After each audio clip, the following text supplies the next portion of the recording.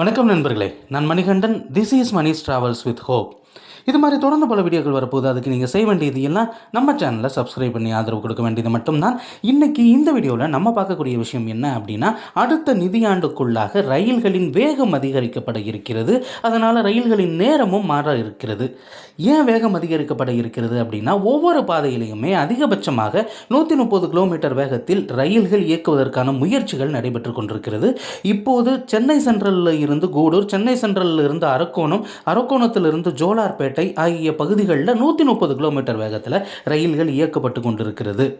ஆனால் இதை தாண்டி இருக்கக்கூடிய ஜோலார்பேட்டை, கோயம்புத்தூர் பகுதிகளில் சமீபத்தில் ஒரு ஆய்வு நடத்தப்பட்டது.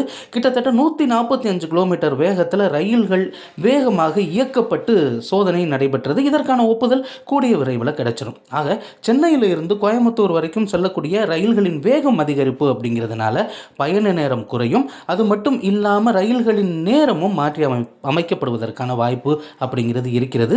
அடுத்த நிதியாண்டில் சென்னை எழும்பூரிலிருந்து விழுப்புரம் வரைக்கும், அதற்கடுத்து விழுப்புரத்திலிருந்து விருத்தாச்சலம் வரைக்கும், விருத்தாச்சலத்திலிருந்து திருச்சிராப்பள்ளி வரைக்குமே இருக்கக்கூடிய பாதைகளில் 3 கட்டமாக வேகம் அதிகரிப்புக்கான நடவடிக்கை எடுக்கப்படும் அப்படின்னு ரயில்வே அதிகாரிகள் தரப்பில் தெரிவிக்கப்பட்டிருக்கிறது. அது என்ன பண்ணுவாங்க அப்படின்னா, அந்த வளைவுகளை குறைத்து நேராக போகிற மாதிரி தண்டவாளங்களை பலப்படுத்துதல் ஆகிய பணிகள் மேற்கொள்ளப்படும்.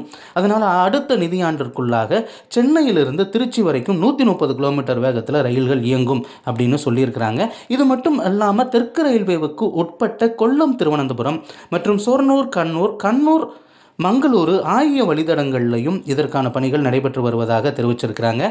ஆக வேகம் அதிகரிப்பு அப்படிங்கிறதுனால 110 கிலோமீட்டர் வேகத்தில் இருந்து 130 கிலோமீட்டர் வேகத்தில் ரயில்கள் இயக்கப்படுவதன் மூலமாக நிச்சயமாக பயண நேரம் குறையும். அதிகப்படியான ரயில்கள் இயக்கப்படுவதற்கும் வாய்ப்பு அப்படிங்கிறது இருக்கிறது. இந்த வீடியோவில் நான் கொடுத்த தகவல்கள் உங்களுக்கு போதுமானதாகவும் அதே நேரத்தில் பயனுள்ளதாகவும் இருந்திருக்கும் அப்படிங்கிற நம்பிக்கை நிச்சயமாக எனக்கு இருக்கிறது. இந்த தகவல்கள் நம்முடைய நண்பர்களையும் சென்று சேரணும். அதனால் இந்த வீடியோவை நீங்கள் ஷேர் பண்ணுங்கள். இது மாதிரி தொடர்ந்து பல ரயில்வே அப்டேட்டுகள் உடனுக்குடன் நம்ம சேனலில் வந்து சேர இருக்கிறது. அதற்கு நீங்கள் செய்ய வேண்டியது எல்லாம் நம்ம சேனலை சப்ஸ்கிரைப் பண்ணி ஆதரவு கொடுக்கறதோடு நிறுத்திக்கிடாமல் இந்த தகவல்கள் உங்களுக்கு பிடிக்கும் பட்சத்தில் நிச்சயமாக பகிரவும். அடுத்த ஒரு வீடியோவில் பார்ப்போம். அது வரைக்கும் நன்றி, வணக்கம்.